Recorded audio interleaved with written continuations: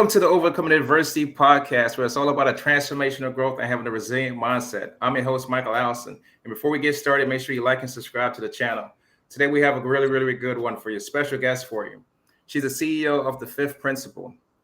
They offer smart learning for business success, a step-by-step process that will protect the future viability of your company by embedding learning into the daily fabric of your organization. She's also a faith-based person. She's been through her own fair shares of adversities, and I'd love to welcome you to the show, Ms. Cheryl Johnson. Well, thank you. I'm glad to be here. Cheryl, thank you so much for being here. It's an absolute pleasure to have you. We were speaking behind stage for you to come on the show, and I was just telling you that I was thoroughly impressed with the company that you created, and just more impressed by your story and your story of resilience with so much that you've been through. So I just want to thank you so much for being transparent and being vulnerable and just being available to come on the show. Sure. So let's hop into it, Cheryl. I would like to know a little bit about where you're from, where you grew up, and what was that like for you? Well, I guess that's the beginning of the story. I will preface this all by saying I had a good childhood. You know, most people, when you go into therapy and things, they always want to go back to your childhood. I'm like, whoa, wait a minute. You know, I had good parents. I was born in Wyoming. We moved from there to Alaska, and from there to Arizona, and from Arizona back to Wyoming. And that was kind of the beginning of my 42 times that I've moved in my life. And no, I'm not military. I know I'm not military. So everybody's like, what's up with that? So, you know, there was a fair bit of challenges in moving around, especially when we left Alaska. I was totally devastated to lose my friends. And I was I think I was 12. And, you know, at 12 years old, everything's traumatic. But I did have some really good friends up there. And that was a real challenge for me to lose them. But you know, you move on and you make more friends. And that's what I realized every time I moved was I wasn't really moving and leaving things behind. I was just adding friends and experiences to my life. Absolutely. That's how I look at it too, as well. I think it's amazing that you moved around 42 times. Like you said, you would think that you probably served in the military, or you were a military brat or something like that, because that's how it usually is. Mm-hmm. Well, I was a flight attendant at one point, but even I can't even blame it on that. Sometimes, honestly, I just moved across the street, you know, and so I counted that as a move. I guess it's technically not moving from one, you know, geographic location to another. It's just, and my dad, I think I got it from my dad, because my dad definitely, even while we lived in Alaska 5 years, I think we moved 5 times in 5 years. Wow. Mm-hmm. I was thinking as you were saying that, and I moved from Jamaica to Miami. We moved 3 times in Miami. We moved from Overtown to Little Haiti, to Opelika and Carroll City, until I moved out and joined the military. But what I thought was really cool is that as a kid, you were able to just pick up and move on and make friends, and then too much stress about that. I think that's pretty cool, because some kids, you know, nowadays, like if they lose their friends, it's dramatic. You know what I mean? The world has come to an end. Yes. And I have a lot of people ask me, because I've moved around, and they're like, oh, I couldn't move my kids while we were in high school, or, oh, I couldn't move them while they're in junior high. That's just too traumatic for them. And then they ask me, wasn't that traumatic for you? I was like, well, it was a challenge. I wouldn't say it was traumatic. And they're like, oh, I can't do that to my kids. And I'm like, you know, to each their own. But like I said, to me, it was just, I'm just adding more to my experiences and my life. And I really feel blessed, because I feel like, having lived in so many different places, and yes, I've covered I haven't moved to every state in the United States, but I've been to every state in the United States, and spent a significant amount of time in each one, enough to really get to know the culture and the people. And when you do that, it broadens your perspective. And I think, you know, it's hard when you live in one place, because your perspective is so narrow. Right. I agree with you. You know, so we almost every single trip that we go on that we can, me and my wife, we take our kids. when they were younger. And now that we have one in college and one in high school, but they're so much diverse than their friends. They have so Mm-hmm. much things that if they were just like coddled and babied and not do this, not do that, I could tell the difference with them just being able to just vocalize things, talk about things, able just to try different food, different types of culture, these types of things. Where once Mm-hmm. you get them out of their comfort zone, like it's okay. Yeah. And I think that, on the subject of adversity, that's all about getting outside your comfort zone. And I think a lot of what happened to me in my childhood, I think, kind of prepared me for that, because I was constantly living outside of my comfort zone and having to deal with that anxiety. And I don't mean clinical anxiety, but just the anxiety of, oh, I don't know what's going to happen tomorrow. Life isn't predictable, that kind of thing. So I think it helped prepare me for that. Got you. So you've created this phenomenal business called the Fifth Principle. And as I was reading the intro, I see that you work really, really, really closely and customized with businesses. So myself as a business owner, think of all these different things that I could do and help businesses. So can you tell us a little bit about your business and what you guys do? Sure. For, I don't know, 20 plus years, I've been I'm an independent consultant, and I'm worked with, as many times as I've moved around, I've also had well over 100 different customers, and each of them bring their own unique set of challenges and experiences. But I've always had a very strong passion for learning. And I felt like learning to me is kind of the central, if you can learn to love learning, you'll be okay in life. When my kids were little, all of their parents were sending their kids to preschools, like which ones are going to teach them their ABCs and 1, 2, 3s, and make sure that they can do math before they get in kindergarten, and everything. And I was like, I was like, I'm not exaggerating when I say my kids I had 3 of them under the age of 5, and we were reading chapter books Wow. as kids. And we would sit down and I would start reading, and I'd say, okay, we're just going to read one chapter tonight. That's all, just one chapter. No, no, no, no, no, no, no, no. Next chapter, next chapter. Sometimes they would sit for, like 2, 3 hours just wanting me to read to them. And we went to children's museums. We went to science museums. At one point, my business early on required me to drive all over the state of Wyoming and all over the state of Utah and Idaho and everything. And I had to take my kids with me. I didn't, I was going to be gone for a couple of days. I didn't have, somebody to take care of them. And so we had a minivan, and they listened to books on tape, and they brought all these activities to do in the car. And I didn't homeschool my kids, but I definitely spent a lot of time, I wouldn't say educating them on academic subjects, Right. but technically everything's academic.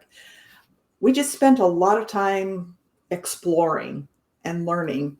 And my 3 older ones, I have a younger one. He's kind of he came at a different time in my life, so it was a different circumstances. But they all just love learning to this day. I mean, when Harry Potter came out, Friday night, it was always released on a Friday night, they would get the book, and all 3 of them, they would stay up all night long because all 3 of them had to finish it by Monday morning. So, I mean, they are ferocious readers, and it's really helped them in their life. And that's my passion, is learning. And I wanted to bring that into the corporate arena. I will admit that if we want to talk about trauma and adversity,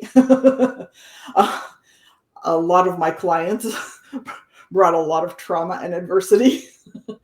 And it's just, I will admit, I was really disappointed when I went into the corporate space and their philosophy on learning. It was all about, here's some information, hope you can figure out what to do with it. And so I was like, no, I want to make sure that, like this, my little tagline or elevator speech, whatever you want to call it, embed learning into the fabric of what you do every day. Mm. We want it just to be part of everything you do. I don't want to take you out of the workplace, put you in a classroom, teach you some information, and hope when you come back that you can then translate it. And I'll share this experience because I think it's really relevant to learning and adversity. When I was first married, I was married to a person who had a significant disability. He was blind. And we were starting a business, teaching people to use assistive technology when it was brand new. This was like, before all of the early 1990s. Right. And voice recognition was new on the market. And so we decided we were going to, and we were flat broke. When I say we were beyond broke, okay?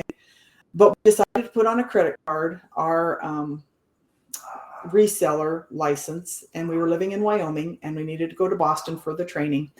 Of course, all of our airfare, all of our travel expenses, everything. Plus I had to buy a computer. That was another couple $1,000, a laptop computer. And the whole trip was a nightmare. As we started off driving to the airport, and the airport was like 3.5, because we were driving from Wyoming to Denver. It was like a 4-hour drive, and it was snowing, and we had to go over the mountain passes in Wyoming. And we finally got there, and we got there just barely in time, and we were stressed. Our flight got to we finally took off out of Denver, and we were late getting to Chicago. And then we got to Chicago, the weather was bad. And this is crazy. And then the flight was delayed out of Chicago because the crew timed out, and they had to call in a pilot. And the pilot was at the Chicago Bulls game, and he wasn't coming till the game was over. So we were seriously? Okay. So anyway, we finally got to Boston at 4:00 in the morning, and all the car rental places were closed. So we had to wait till 6:00 when the car rental places opened. And then by then it took us an hour to get there. And by the time I had no sleep. And so we went to this training, and it was a 5-day training. The first day I was there, it was just horrible. Everything I tried on my computer didn't work. And so we were supposed to be learning about how to talk to your computer so that it would understand you. And I was over here with the tech support trying to just make the computer work and function, And so I was like, I'm not learning this. And I'm not exaggerating when I say 5 days went by, and every day it was the same. They'd bring me in a new computer, it wouldn't work. They'd bring me in a new computer, it wouldn't work. I was like, so I was like so angry when I went home. I literally took my laptop computer and my manuals, and I threw them in a closet. And I was like, I just spent $10,000 that I didn't have. Wow. And I was just fuming, and I just was so angry. And I was like, oh, I can't believe I did this. I didn't learn anything. This was a waste of my time. And I didn't have a computer background to begin with either, right? All right. So, but being the person I am, after a few weeks, I opened the closet door, looked at the stuff, and went, okay. Brought out the computer, brought out the manuals. Sure enough, I turn on the computer, try to make it do, what it says in the manual. And guess what? It doesn't work. But I was like, you know what? When I was there in Boston, I remember having to work with the tech support guy to fix this, Mm-hmm. And so for the next, couple weeks, I found that every time something didn't work on my computer and that things weren't going well, I had the manual to teach me how to talk to the computer, mm-hmm. How to fix your computer.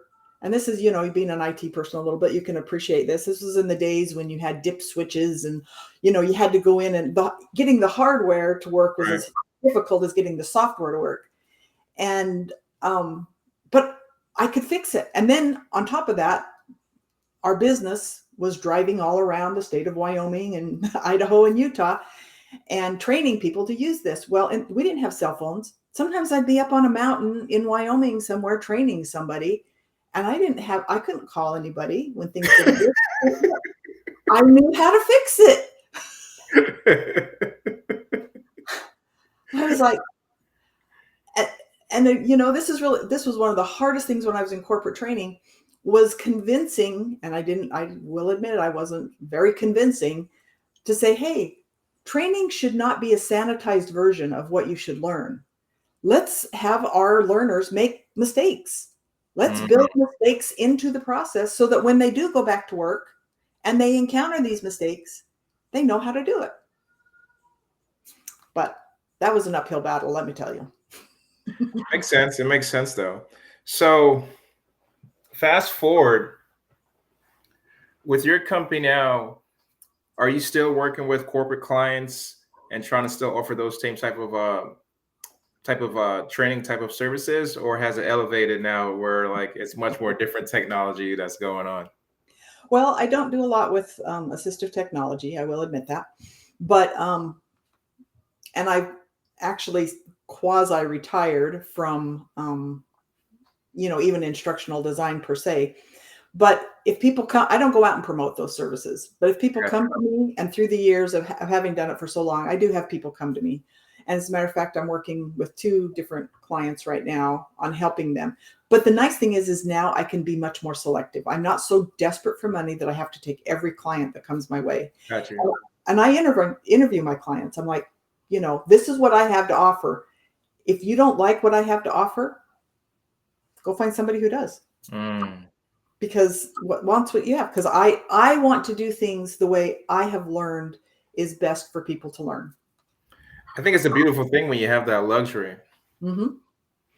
So you mentioned when you got into this business, you got into it with a husband, and he had a significant disability. And like you said, I could imagine that could be extremely challenging. I've had business partners before and things did not go well, right? So you decided to get into business with your husband, is even more of a challenge as I think about it, because it works for some people. I'm not saying that it doesn't, but I do know that sometimes it's hard for people to separate business and their personal relationship and things like that. So I know that you had to face a good bit of adversities in your personal life that could have tied into your business too as well. That we had spoke earlier about that you've been divorced. So if you can tell us a little bit about what was it like being married, and what was it like, or what were some types of challenges that you guys faced working together, living together, that caused for that separation, and how did it affect your business? Well, to be honest, the business side of it wasn't the most challenging part. Being young and naive, and I was naive, very naive. When you get married, especially when you're young, you go into it with rose-colored glasses, and it's like, yeah, I could see a lot of red flags going into the relationship, but you see them through rose-colored glasses. They're like, love will solve all of that. We love each other. Well, first of all, let's put it this way. I loved him. He openly admitted from day one, and this should have been the biggest red flag of all, is that he didn't love me. Wow. And but he said, I need you. I want you to be a part of my life, but I'm just not in love with you the way most people are. And once again, I thought, and our whole 2-year relationship before we got married was absolutely horrific. And that should have been another big red flag. But like I said, there was just enough good in it to keep me going, And every time I would break up, he would come back and beg me, to stay in the relationship. And I'd be like, okay. And all the promises that I'm going to change and all this kind of stuff. Right. What causes a woman to stay in that type of relationship? Okay. So this gets on the religious side of things. Are you ready? Okay. All right. My husband now totally agrees with me, but in the world we live in today, I can tell you there's going to be a huge part of your audience that's going to totally disagree with me here. Okay. But I was a virgin when we started dating, and we had sex. And as a girl, I was emotionally attached. I I think guys have and my husband will attest to this. So it's not just me as a girl. My now husband will tell you that guys have sex and they can kind of move on. Girls, especially your first, sexual encounter, it's like, I'm emotionally attached to you. Mm-hmm. I'm connected to you in a way that I've never been connected. Because I had dated several other, guys in my life. And, yes, when we broke up, I cried and, oh, well, we moved on. But I just couldn't break that bond that existed on my end. Obviously, it didn't exist on his end, but it Mm-hmm. existed on my end. And on top of that, I was a very religious person, and I felt like I had been soiled, and that no good guy was ever going to want me anyway. Mm. And people have to remember this was 40 years ago. That's the world we lived in. I mean, yes, people had sex a lot more frequently, than they did in the 1920s or whatever. But it was hard. And so I stayed with him for that reason. He stayed with me, and these are his words, because he knew I was going somewhere in life and he wanted to ride on my coattails.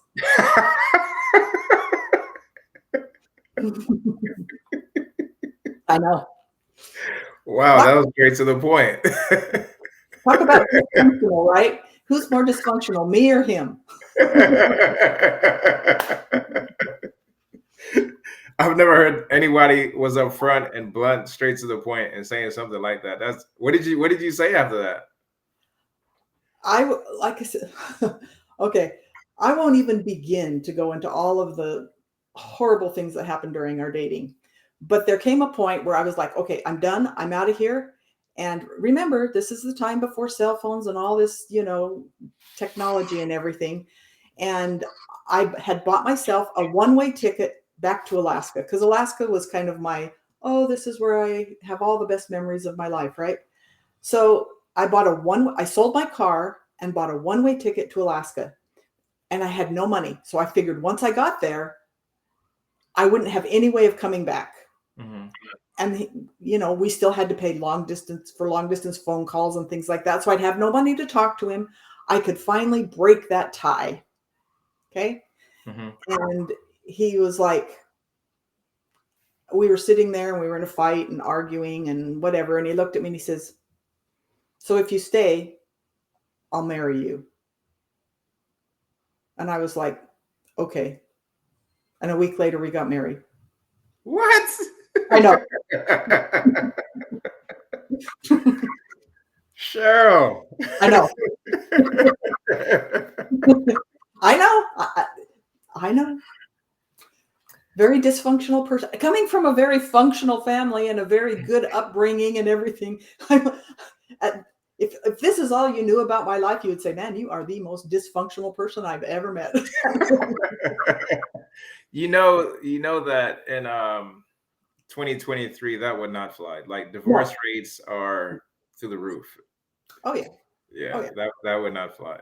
No, it wouldn't. But we got married, and I will admit, once we got married, our relationship improved dramatically. Wow. So it seems like your faith kept you grounded. It seemed like your faith kept you guys attached. It seems like your faith kept you bonded through the midst of it all to actually say yes and actually go through with this relationship. So can you talk a little bit about like your faith and what was that like growing up? And then was your husband in tune with you when it came to like your faith? And I say that because me and my wife was talking the other day, and I was telling her now I see a lot more men in church. But when I was growing up, men rarely go to church or was even faith in tuned or anything like that. So was anything with your relationship tied to your faith or your spirituality? No. No. But I will tell you, and my mom will tell you this too. I don't know why I was born with a tremendous amount. Not everybody has it. And not just, I believed in God. I went to church. My family went to church. But my mom's like, you were just born with this love of the Lord and, and Jesus Christ, and Mm-hmm. you'd have faith in them. And that's what she said. She's always like, you would go run off a cliff and say, okay, Jesus, save me. And he would. you know? And I think that's I grew up with that mentality. I just knew that Jesus was going to save me from anything. And I think that's what I thought when I got married was he's going to save me from all of this, right? And to a degree, he really did. When we first were married, we moved away from Wyoming, which was probably the biggest and best thing we did because of his roots and his ties to Wyoming, not necessarily mine. Right. But I got to be a flight attendant. That's a whole different story. And that was a very interesting story. But when we moved, the only person he had now was me. He didn't have his friends and all these other distractions and things that were causing tremendous problems in our relationship. But it was still a very rocky relationship. He had no interest in church. He had no interest in any of that kind of thing. And at one point we got in this huge fight, and I know this is really hard to believe. You'd have to read my book. It's called Faith, the Power Within, to kind of get a better picture of this story. But yes, as a blind person, he was incredibly active. He went downhill skiing, he lifted weights, he rode bikes, and yes, he had a little bit of sight, but yes, he was really like totally blind in one eye and 20 over 1200 in the other. And yes, it's because he put a gun to his head and it severed one optic nerve and the bullet was lodged in the other. So, that's a whole nother story in and of itself too. But he got really mad at me and he threw me up the stairs, not down the stairs, up the stairs, and ended up breaking a vertebrae in my neck. And this was early on in our relationship. And I remember saying to him, if you ever do anything like that again, I will leave. And I don't think he believed me, because fast forward 4 kids and, 15 years later, the straw that broke the camel's back. And in between that time, he was never physically abusive to me. Yes, there was a lot of other kind of stuff going on, but I remember it was on this Saturday and my oldest was like 12 and my youngest was 5. And they were going to a birthday party down the street. They had just walked out the door and he was working on something. He had some power tools and a cabinet or something he was working on. And he looked up at me and he goes, do you want to talk about it? And I was like, talk about what? He goes, our relationship for the last couple of years has just been horrific. And I was like, yeah, well, so if you ask me, the last 15 years have been horrific. So according to you, only the last couple of years have been horrific, whatever. And he absolutely, completely, and totally blew up. He picked me up. He threw me up against the wall. He took me in the bedroom. He pinned me down on the bed. He put a pillow over my face. And I was, what his intent was, I can't ever say. You can't ever say what people's intentions were. But what he did certainly could easily have killed me. Come to find out, in my research or whatever, is that, that is one of the most common ways that men will abuse their wives is by trying to suffocate them. Mm-hmm. But this is the most interesting part of the story was as I was fighting and, trying to kick him and get him off of me or whatever, my kids came home and they were at the foot of the bed and they were crying and they were screaming and they were begging him to get off me. And I was in between breaths trying to, scream at them to call 911, and they were too scared. They wouldn't call 911. And finally, through all their begging and crying, he finally got off of me and I called 911. He went and broke the fish tank, smashed pictures on the walls, went crazy. The kids were scared to death. And the police came, and then he went off to jail. And, but as things started to settle down, I was talking to my kids and I was like, you guys went to a birthday party. You clearly didn't make it even to the birthday party because you came back way too soon. And I said, why did you come back? And my one daughter looked at me and she says, because Jesus came and told us we needed to go home. Oh my God. Hmm. Yeah. You just had chills go down my spine, Cheryl. It still sends chills down my spine. My God. Wow. Okay. And yes, that's when I left. I applaud you for leaving. You know, I was doing some research, and 1 in 4 women experience some severe type of intimate abuse or physical violence from their partner. And what I was reading, that leads to a world of post-traumatic stress disorder, Yes. and it creates such a domino effect on the person, the victim themselves, and anyone that witness it and sees it, such as like your kids. And man, Yeah. okay, so Yes, I have complex PTSD.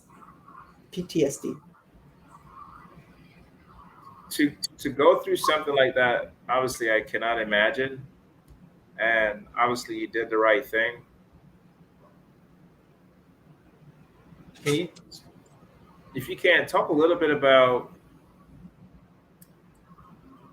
afterwards, the after effect with yourself and your kids? Did you have to seek any types of counseling? Did you have to take them to any type of counseling or anything like that? How were you able to like what strategies did you put in place to like recover from that?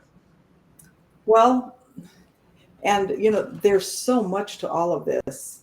And we could talk for hours. That's get my book. It'll make a lot more sense because there's a lot of gaps here that aren't going to be filled in the time frame that we have. But when the whole 15 years I was married to him was extremely stressful.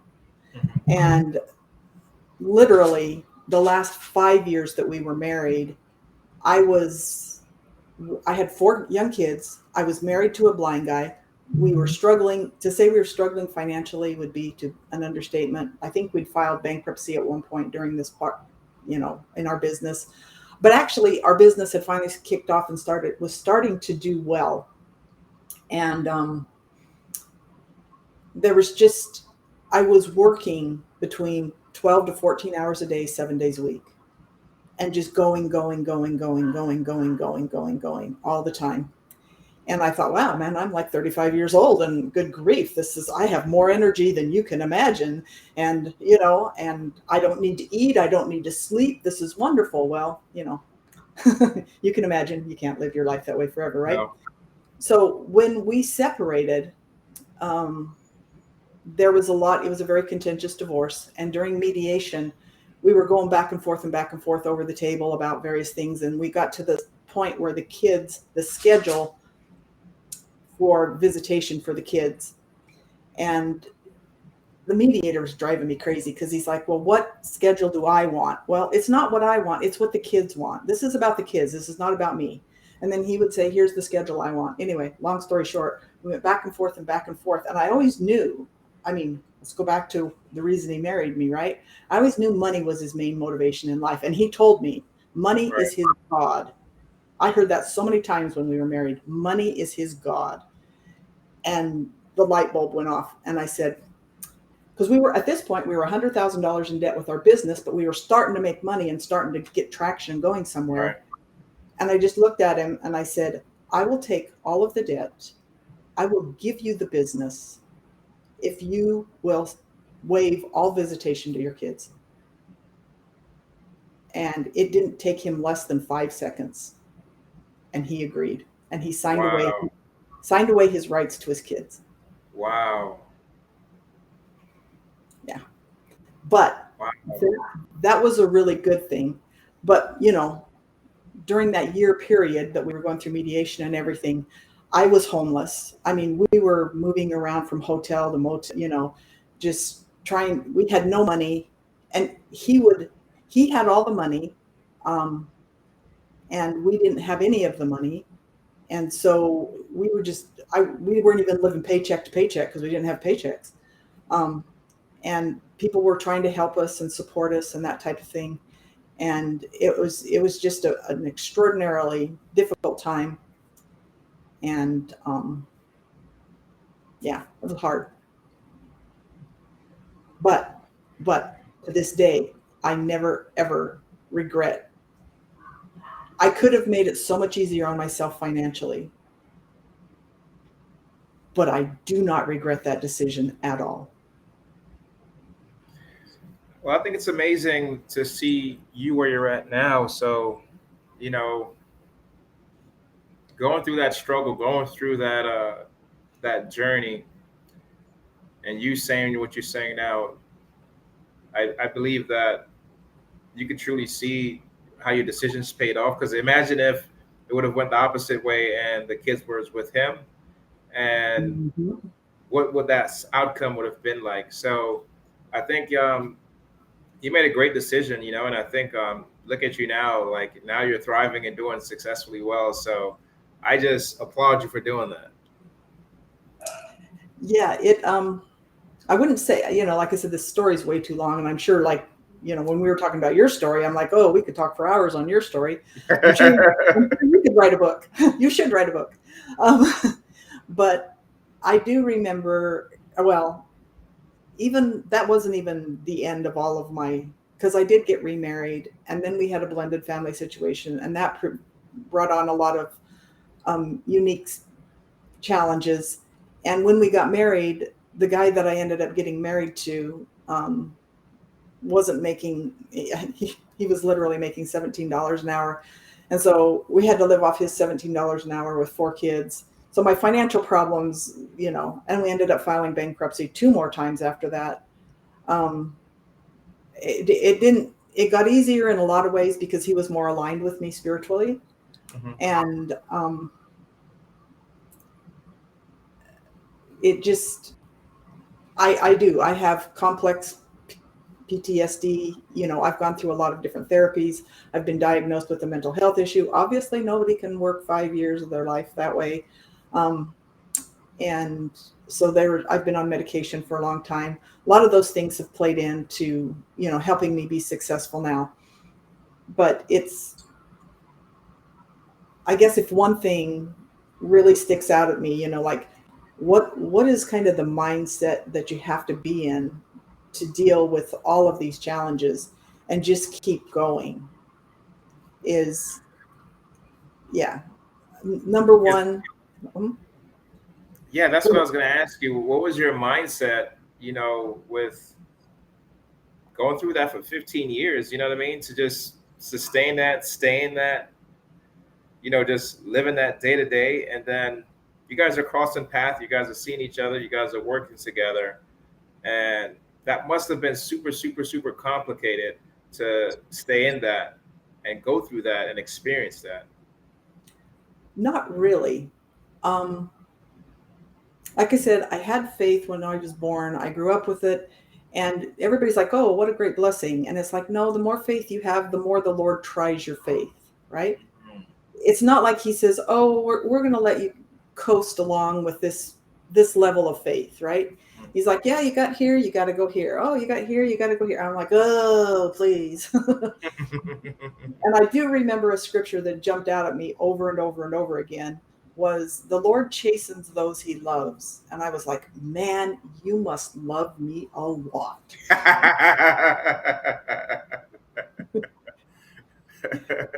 So, I go really ahead, go ahead, believe go ahead, that. go ahead. No, I really believe that. I really do believe. And, people are like, you always hear all these cliche kind of things like, don't look at it as a challenge, look at it as a learning experience. I'm like, when you're in the middle of all this, no, I don't care what it is. It sucks. There was a point where I seriously was like, I felt like I was in the bottom of a deep, dark hole. And I didn't want out of it. I did not want out of it because I felt like every time I would peek my head up above and start to see light, somebody would come and just kick me and boot me right back down in that hole. I'm like, oh no, it's safe down here. It may be dark, it may be dank and kind of stinky and nasty, but it sure beats the heck out of getting your head kicked every time you peek your head up against, and start to see the light. And so I did. I kind of just settled into, this is my life. It's not going to get any better than this. That's not a real hopeful message. But it was, I was in survival mode. I wanted to ask a little bit more about what compounded into some of the situations. So you said you filed for bankruptcy 3 times, it sounded like, right? Yep. So let's talk a little bit about that. What was filing through bankruptcy like? What was that in regards to like managing that, dealing with that, and working with all these different people now, all in your business and everything that's going on mentally, emotionally. You know what I mean? Honestly, the Moving around and around. Well, we kept moving around and around because a lot of times, it would be like I was like, and I have PTSD over buying houses, by the way, because every time I'd buy a house, I'd end up losing them. I've lost 3 properties to foreclosure. Wow. Yeah. And I was like, nope, we're going to rent. We're going to rent because as soon as we can't afford to rent, they'll just kick us out. And I don't have to deal with all this paperwork and bankruptcy and all this kind of stuff. Finances to me were you just reach a point where you don't even care. It's like, do I have enough money to feed my kids? Do we have a roof over our head? Okay, I'm good. I don't care if I make any more money than that. All I need, and I will tell you, I have a great set of parents. My parents are wonderful. They were always very supportive, and I never worried that I would be totally homeless. Yes, at one point I was moving around from motel to motel for reasons we won't get into here, but I always knew I could go to my parents' house and say, hey, I need a place to stay. And they would feed me, and they would, make sure I had a roof over my head and give me time to recuperate, and there were times where I had to do that. So I had great parents, wonderful parents who were very supportive. Despite all of this, they were never critical of me. They were never like, well, you kind of made your bed here, They were super supportive, and it was friends like that. It was family that or I should say, my parents, the rest of my family wasn't so supportive, but I had great friends. And if I could read my book, the number of times, I'll give you one brief example, but this is nothing compared to the other financial blessings that I received, was when I was going through the divorce. We had no money.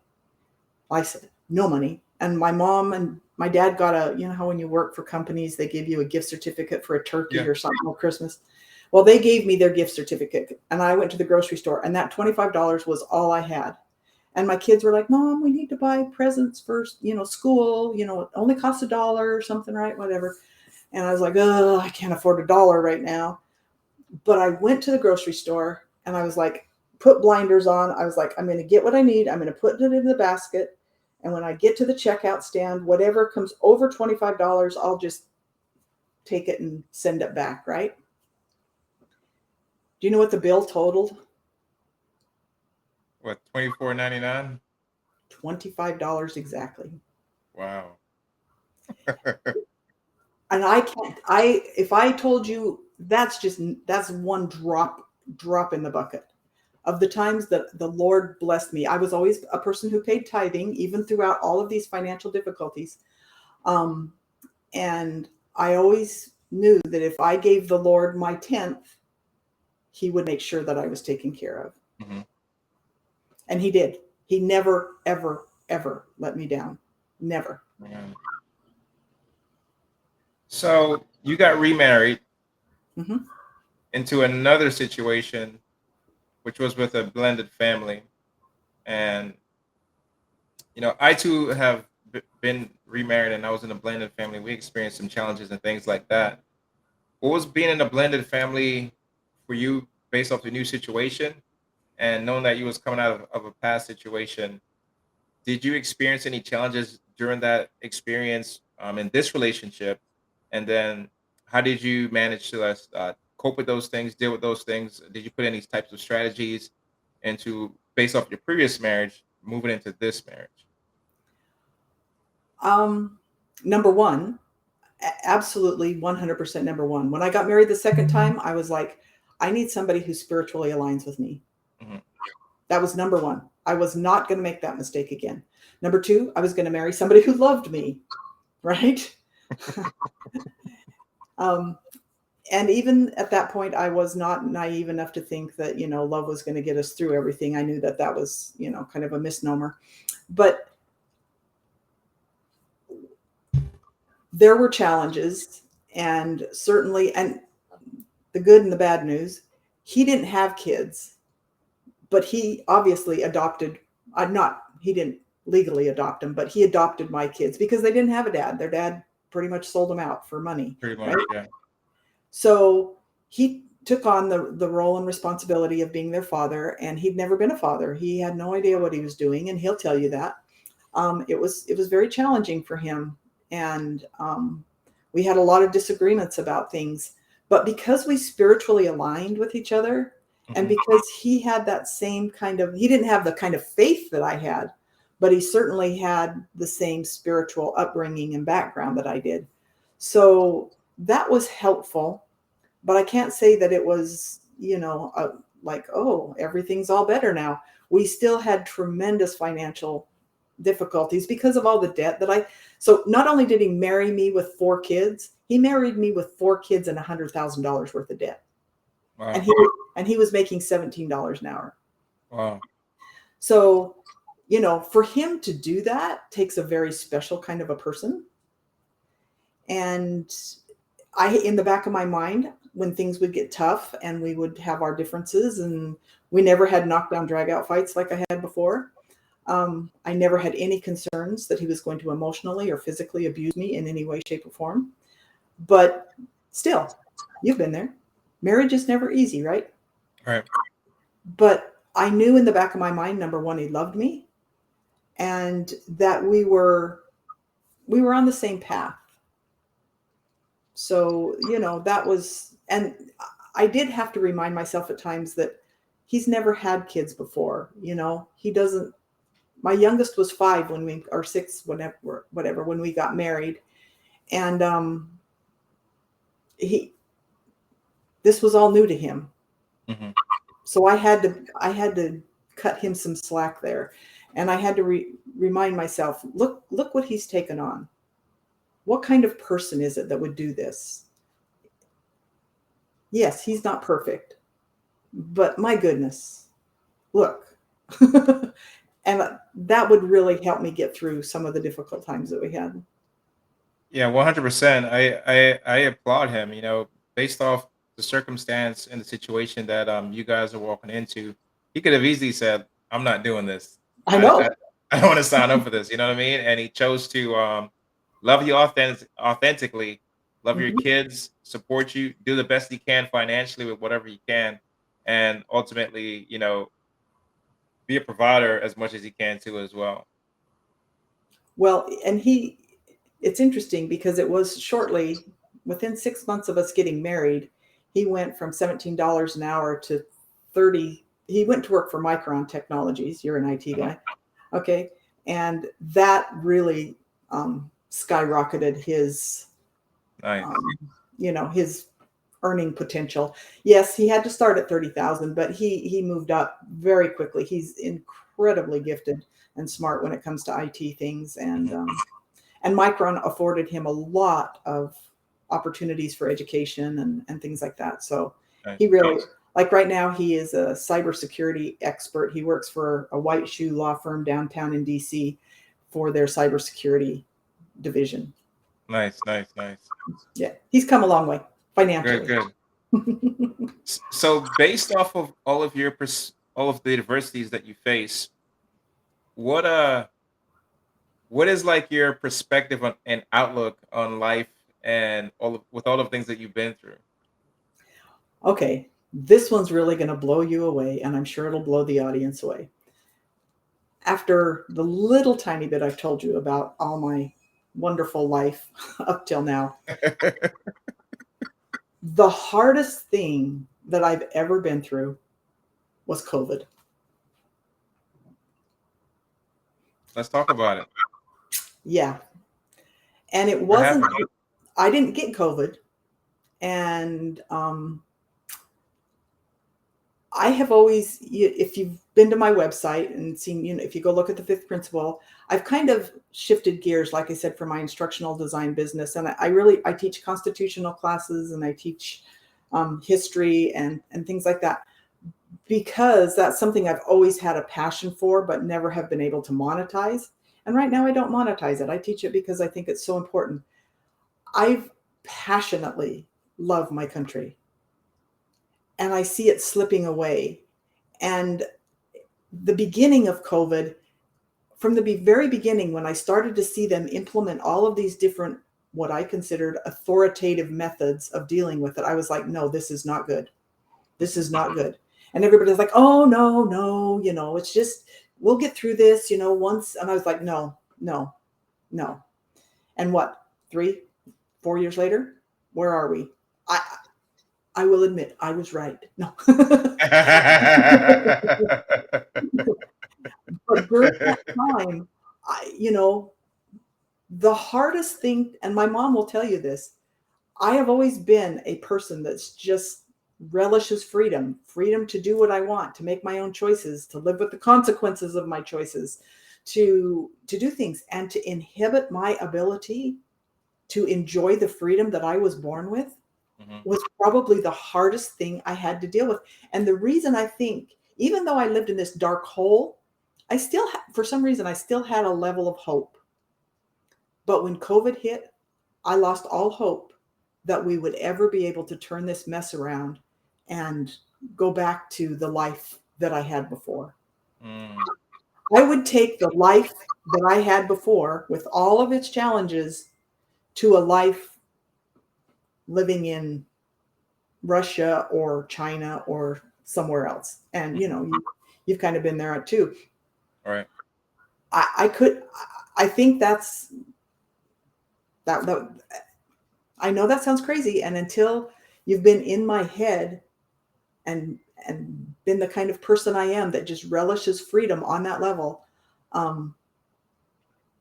it's hard. That was hard, because I didn't have hope. And I'm just now starting to gain a little bit of that hope back. And my fifth principle learning cooperative is all about trying to restore that hope, trying to restore not necessarily what we had before, but learning from the mistakes that we've made in the past historically, and taking that and moving forward in a way so that we can all live that free life. And yes, make mistakes, and yes, have challenges, and yes, get beat up. But you can come out a better person. And yes, I know, I've read, what is it? Man's Search for Meaning, and Viktor Frankl. And, even in the worst of circumstances, you can, have hope and everything. But he had hope that he would one day get out of that prison camp. And he did. I didn't have that hope. I felt like I was living in a prison camp, and I don't want to compare myself to his circumstances, please. No. Right. But the feelings were similar. But I didn't have hope. I didn't have hope that we were going to turn this around. Yeah, when the world went on extreme, complete lockdown, I'm not even sure what it was like for you in your city or state, but here in South Florida, we did start off a bit strict, but people became a bit lax about it. I think South Florida people are a little bit free-spirited mindset down here in South Florida. North Florida could have been a little bit different, but South Florida, the restrictions on the face mask and all these other things and stuff like that was kind of crazy based off what I was seeing. And just, I also think it was interesting, if you was like locked in on the news, like you could go crazy. Yeah. You could go crazy if you was locked in on the news. Yeah, you couldn't listen to the news. And this kind of goes back to my mental health issues. I've always had claustrophobia, extreme case of claustrophobia. And that's why I believe my husband did what he did to me when he covered my face with a pillow, because he knew, whether he was trying to kill me or not, I can't say. But I can say he put that pillow over my face because he knew that was my major weakness. And I can't wear masks. I mean, putting something over my face like that, Uh-huh. it just, it triggers something in me and I can't. I hyperventilate and have panic attacks. And so you can imagine, I lived in Northern Virginia at the time, not even here. And believe me, Northern Virginia may as well have been New York or California or whatever, because you did not go anywhere without a mask, anywhere without a mask. When they finally started easing up a little bit, I went into a grocery store without a mask because we didn't have to wear masks anymore. And I remember this little boy just staring at me. And he followed, because we were in line waiting to check out, and he was just staring at me. And then he was like, Mom, Mom. And I was like, seriously? Look, this is what we're conditioning our children, that if you don't have this thing over your face, they don't understand. Mm-hmm. I was like, oh, I can't do this. I can't go out in public. I couldn't go anywhere. I couldn't do anything. Mm-hmm.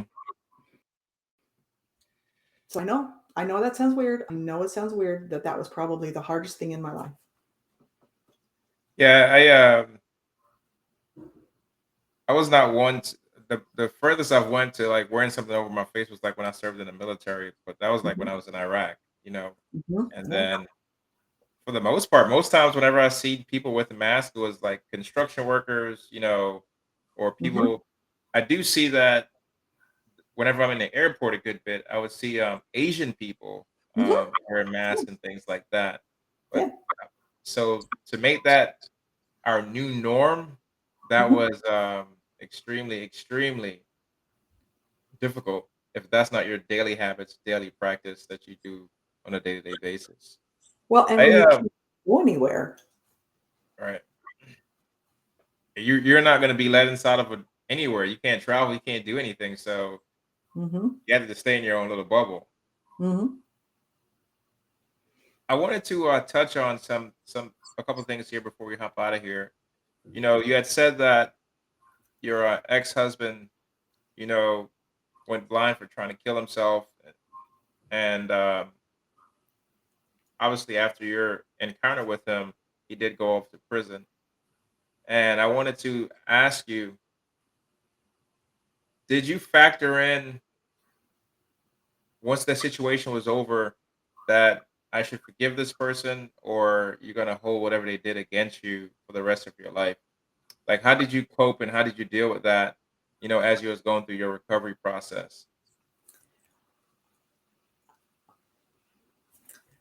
that's another interesting thing, because there have been some other challenges in my life where I've had a hard time forgiving people. So it's Hmm. not. Let me preface this with I'm not the most forgiving person in the world. Okay, Hmm. forgiving him was easy.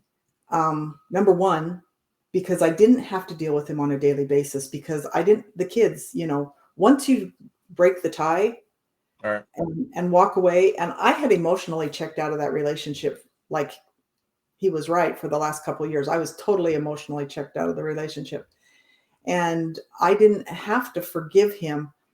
It was more about forgiving myself, Mm. because I made the mistake. I made the choice. I went into this relationship knowing he didn't love me. I went into the relationship knowing he was blind. This didn't happen when we were married. Yes, I made that choice.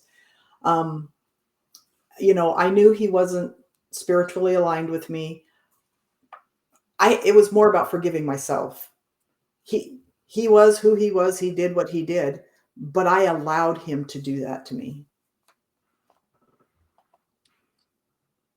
So knowing that you've moved forward and you've overcame this type of adversity,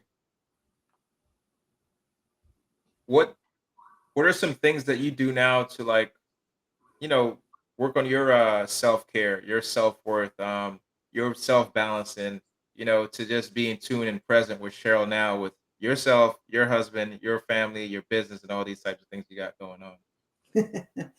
Well, I do what everybody else. Like I said, I don't want to, everybody meditates. I read my scriptures. I pray. I go to church. I have hope. All of those things that, everybody's going to tell you to do. Um, but I think the thing that is a couple things that are most significant to me, coming out of COVID, I really did get into a rut, a really deep rut, one that I didn't feel like I could turn around or get out of, and I didn't have hope.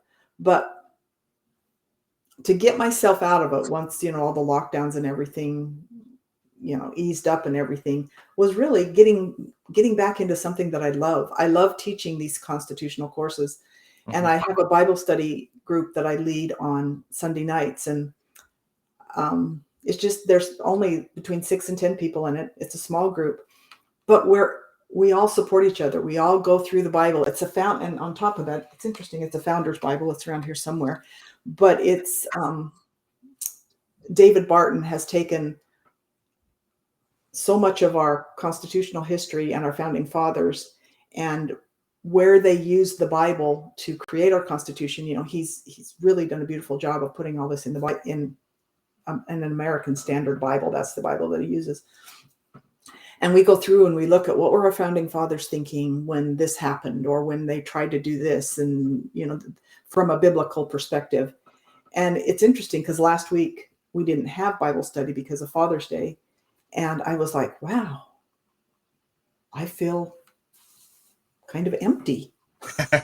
This is weird, because I go to church every Sunday, but if I miss, once in a while I miss church, I don't feel this emptiness, but I felt this emptiness. I was like, this is weird. And it brings me great hope. It brings me joy.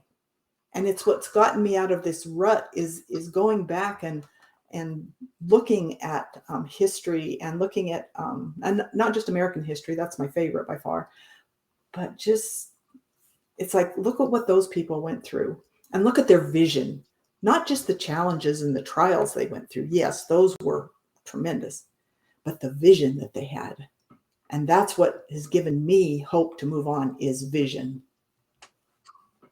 And this vision of creating a new world, because I do believe COVID caused this major reset in our world. And although I love all of the biblical principles, and I love, all of our constitutional foundations and everything, and I want to bring a huge part of that into a world moving forward, I still think we don't live in 1776. True. We don't live in 1860. We've got to adapt it to the world that we have. And I just joined a mastermind, which I'd never heard of such a thing before, but and it's all about AI and Web3 and those type of things, and how those things are going to impact our future. And I'm part of a leadership organization within this Legion mastermind that I'm part of, and it's how are we going to deal with these new challenges from a leadership perspective. And it has gotten me out of the rut, and it has given me hope. And I'm like, oh, so I think really just finding your passion, finding something that makes you excited to get up every morning. I love it. I love it. I love it. I'm big into the AI now. I use it or incorporate it into my business, and it makes things so seamless, or things that you don't want to think about. As long as you verify it, you know what I mean. Yeah. It makes things a bit seamless. I was at a small business conference last week, and they were giving a training on it in regards to your Chat GPTs, Bard, your video AIs, you name it, and all of these different prompts that you could create, and how to incorporate it in your life and your business. Any one of those factors, how it could make things so much seamless. But it also has the potential to do a tremendous amount of harm. I agree. And so that's part of this leadership organization that I'm with, is how can we leverage this in ways that are good and minimize the ways that it can be harmful. I agree. I also seen that there is a strike by the Writers Guild, and oh, go figure. People are writing books, they're making songs, and Yes. taking these guys' talents and gifts, about to put them out of work. Hey, Chat GPT did not write my book. I'll tell you that. I've written a lot of things with Chat GPT, but not my book. But I'm tempted to rewrite it. I have been seriously tempted to rewrite it. See what Chat GPT would come up with. Probably would. Yeah. So, as we get ready to wrap up and close out of here, this has been a phenomenal conversation to have with you, and such an amazing story and inspirational. You're like that phoenix rising from the ash Yeah. because you've you've been knocked down quite a few times, a lot of times, Mhm. through the relationship issues, the financial issues, and just some other struggles that I know that you didn't really want to go deep into here, which is totally fine.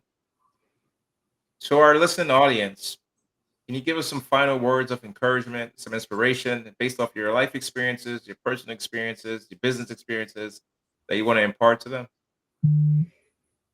Well, it goes back to the one scripture, and I wish I could cite it, but you know, I really do believe this. I really do. And it is because I've lived it.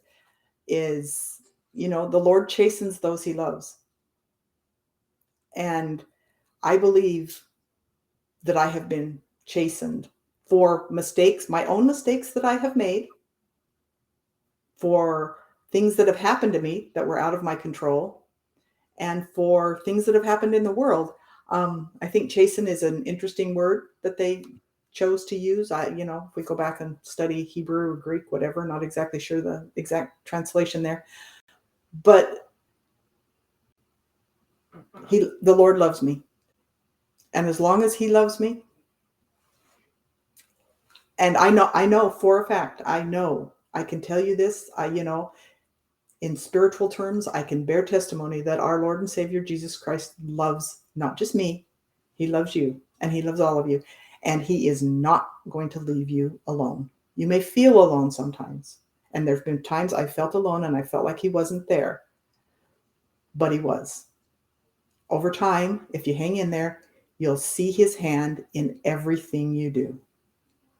Absolutely. Whenever I think of the moments that I've been alone, I think about like Moses and the burning bush, and it's usually during those times when you're alone when he comes and talk to you and come Mhm. in and get you. You know what I mean? Every Mhm. single time that something has occurred, that's what I think about. And I agree with you 100%. You know, he's the truth, he's the way, and he's going to be a part of your life. Mhm. I don't know how people get through this life without Him. I just don't. I don't. Absolutely.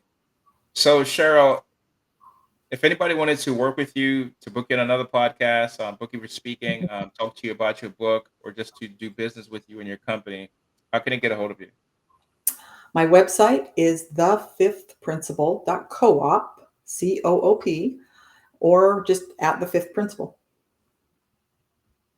And if you want to email me, that's probably the easiest way to get a hold of me is Cheryl, CHERYL, at thefifthprinciple.coop. And yes, on a note, on the book, it's written under a pen name because there's a lot of sensitive information in there about other people. They might not want your name out there. I'll put my name out there. I don't care. Absolutely, absolutely. Well, Cheryl, thank you so much for stopping by, being totally transparent, being totally vulnerable with your life, your story, and your business, and just sharing some straight up wisdom with us and just your life experience. I just want to tell you thank you so much for doing that. Well, thank you for having me. I really do appreciate it. Absolutely. Until next time, guys, we drop episodes weekly. We'll have some more phenomenal guests. We love you. Peace. Can't complain at all. Couple dollars in my pocket, no income and go. Been working on my body, getting healthier. Thank God for clarity.